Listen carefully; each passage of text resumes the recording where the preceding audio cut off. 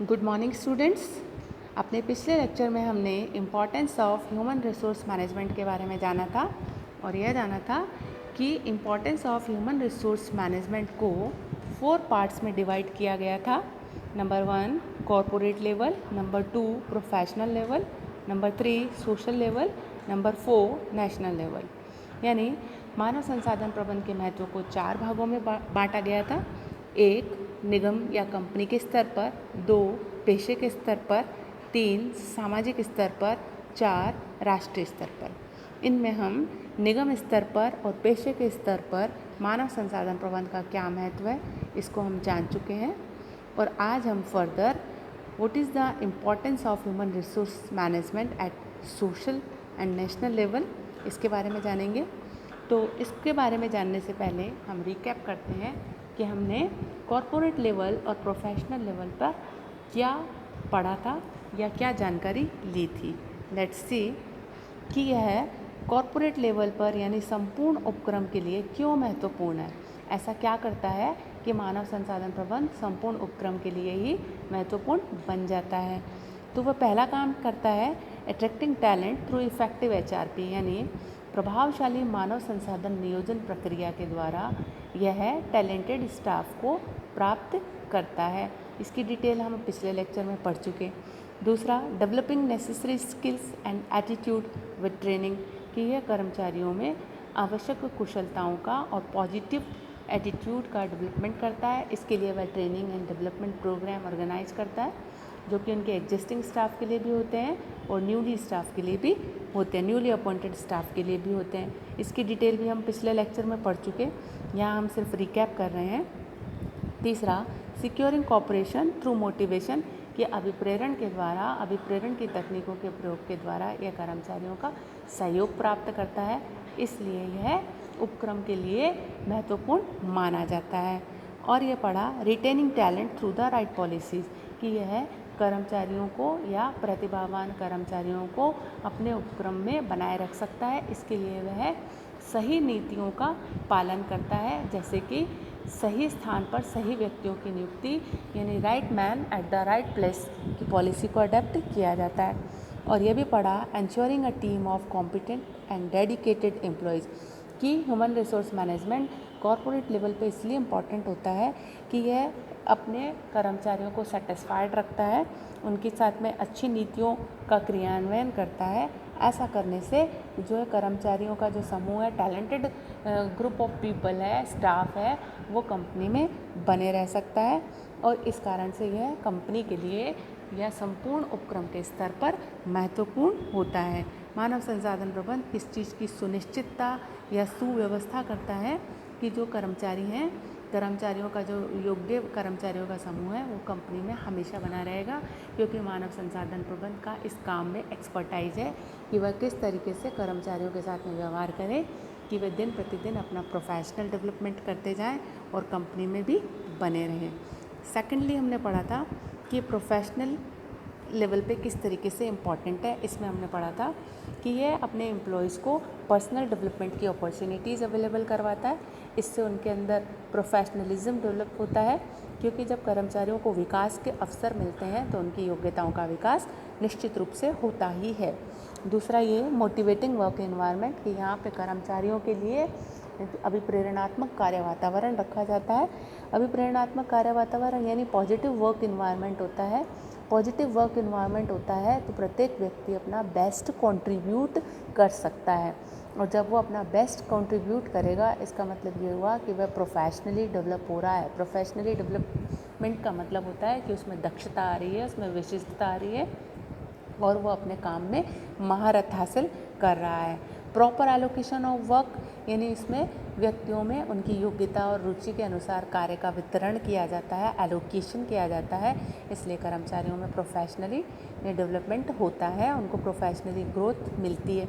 ये भी पढ़ा कि गुड ह्यूमन रिलेशन इस्टेब्लिश करते हैं, कि मानव संसाधन प्रबंधन के अंदर इस बात के ऊपर फोकस किया जाता है कि प्रबंधकों में और कर्मचारियों में और सभी के बीच में गुड ह्यूमन रिलेशंस हो, अच्छे मानवीय संबंध हो, मेलोडियस रिलेशंस हो, तो जहाँ पे मेलोडियस रिलेशंस होते हैं, हैप्पी इन्वायरमेंट होता है, वहाँ पर टैलेंट का डेवलपमेंट होता है, प्रोफेशनलिज्म का डेवलपमेंट होता है। इसलिए यह प्रोफेशनली जो है अपना इम्पोर्टेंस रखता है।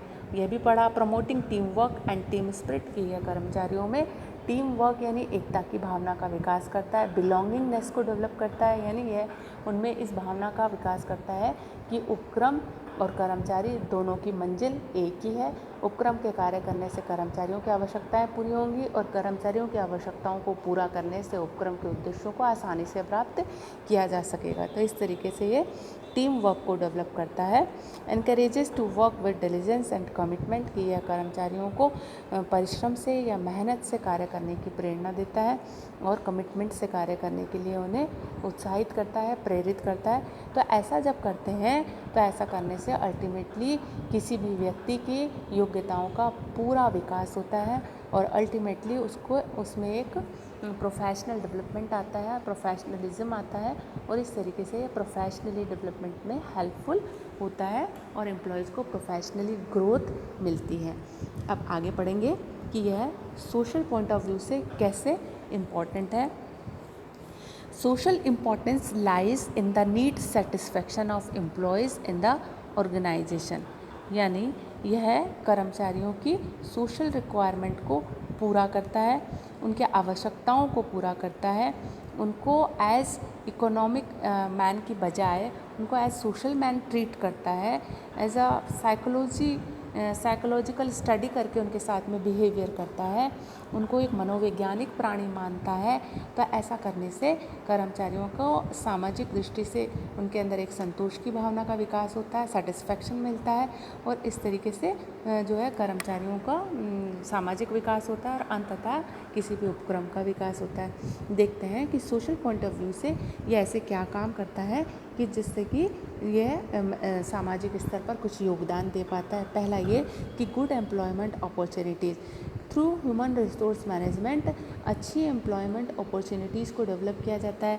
अच्छी एम्प्लॉयमेंट डेवलपमेंट अपॉर्चुनिटी का मतलब ये होता है कि पॉजिटिव वर्क इन्वायरमेंट होता है, एम्प्लॉय इंगेजमेंट, प्रोडक्टिविटी, इस तरीके के कुछ उपायों को मानव संसाधन प्रबंधन अपनाता है और जब ऐसा किया जाता है तो उससे जो है कार्य का वातावरण अच्छा रहता है और कार्य का वातावरण अच्छा रहने के कारण प्रोडक्टिविटी इंक्रीज़ होती है, ग्रेजुअली प्रोडक्शन इंक्रीज़ होता है और प्रोडक्शन जब इंक्रीज़ होता है तो इसका मतलब यह हुआ कि प्रॉफिट इंक्रीज़ हो रहे हैं और अल्टीमेटली बिजनेस डेवलपमेंट होता है और इस तरीके से यह समाज के लिए नए व्यावसायिक अवसरों या नए रोजगार के अवसरों की उत्पत्ति करता है। इसलिए यह सोशल पॉइंट ऑफ व्यू से इम्पॉर्टेंट होता है क्योंकि यह रोजगार का सृजन करता है।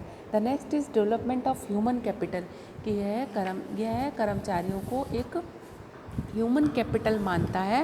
ह्यूमन कैपिटल का मतलब होता है कि talented person. Human capital means कि persons held knowledge and skill, कि इस तरीके का व्यक्ति जिसमें विशेष प्रकार की योग्यताएं हैं और जानकारियां हैं, इंटेलिजेंस है, उनको हम कैपिटल कहते हैं। Human capital means knowledge and skills held by a person.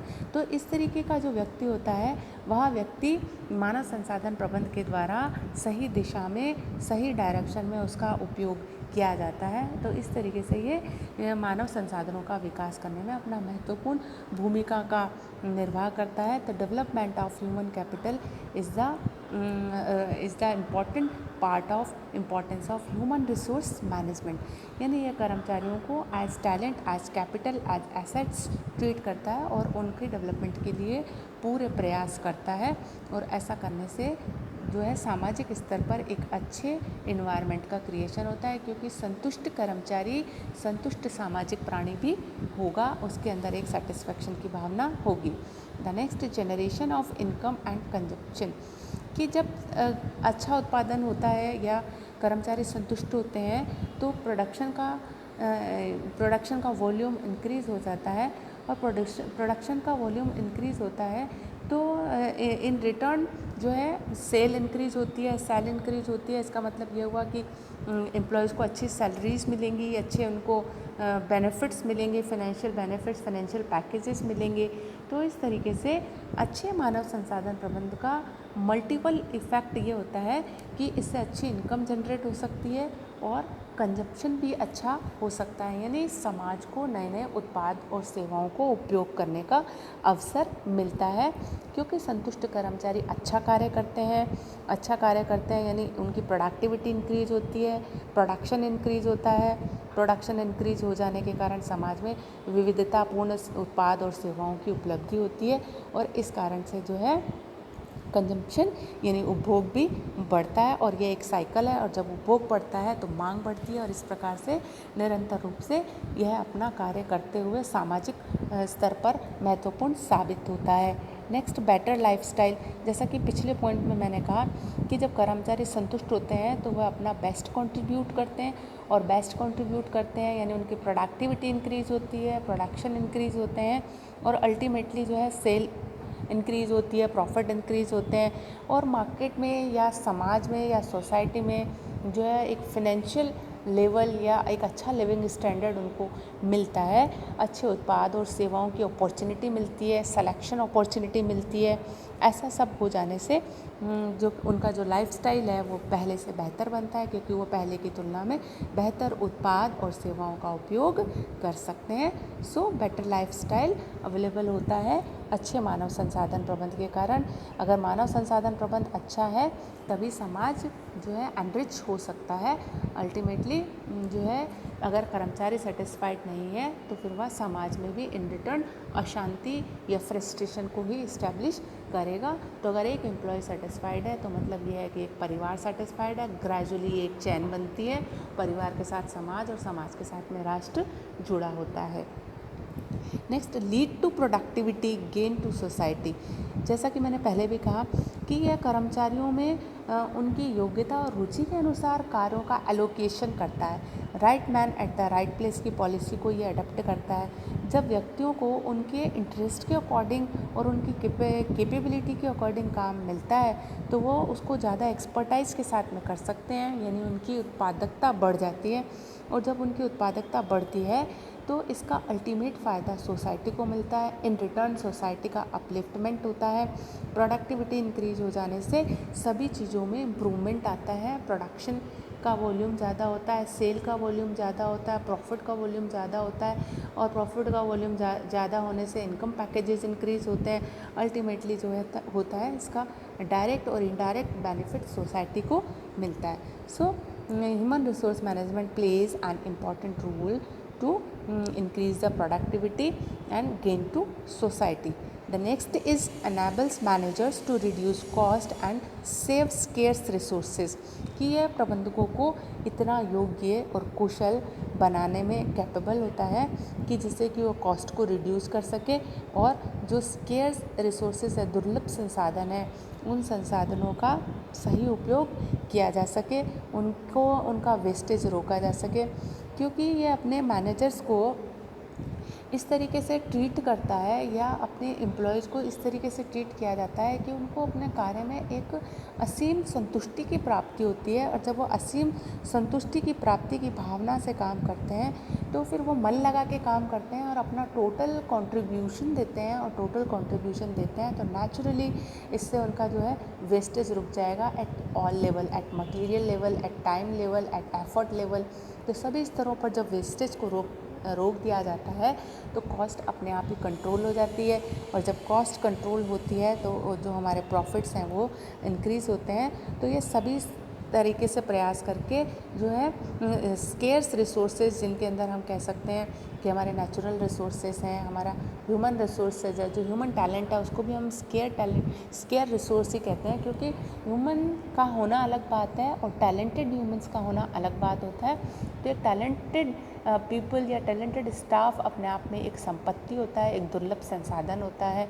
तो मानव संसाधन प्रबंध इसी बात से सरोकार रखता है कि किस प्रकार से दुर्लभ संसाधनों को हैप्पीली और थ्रू सेटिस्फैक्शन उनको मेंटेन किया जाए, वो अपना बेस्ट कंट्रीब्यूशन किस तरीके से दें। इसी बात से जो संबंध होता है वो मानव संसाधन प्रबंध का संबंध होता है। तो मानव संसाधन प्रबंध अपने प्रबंधकों को, अपने कर्मचारियों को संतुष्ट रखते हुए, उनको हैप्पी रखते हुए, उनके साथ में अच्छा ट्रीटमेंट करते हुए व्यवहार करता है, अच्छा व्यवहार करता है। इस कारण से संसाधनों का वेस्टेज रुकता है, परिणाम स्वरूप लागतें नियंत्रित होती हैं और आखिर में जाके जो है हमारे जो रिसोर्सेस हैं, चाहे वो किसी भी प्रकार का रिसोर्स हो, दुर्लभ रिसोर्स में आते हैं हमारे नेचुरल रिसोर्सेज, ह्यूमन रिसोर्सेज। इन रिसोर्सेज को हम जो है विवेकपूर्ण उपयोग कर सकते हैं, राशनल यूटिलाइजेशन इसका किया जा सकता है। So at the social level human resource management बहुत महत्वपूर्ण होता है, इसका बहुत इंपॉर्टेंस होता है in many ways, like good employment opportunities, development of human capital, generation of income and consumption, better lifestyle, lead to productivity gain to society, enable managers to reduce cost and save scarce resources. At social level importance पढ़ने के बाद अब हम further next level पे चलते हैं, जो कि है नेशनल लेवल, कि human resource management national level पे किस तरीके से अपना रोल प्ले करता है। HRM can help a nation in following veg. Number 1, drivers of development of a country, कि किसी भी राष्ट्र के विकास में मानव संसाधन प्रबंधन इम्पॉर्टेंट रोल प्ले करता है।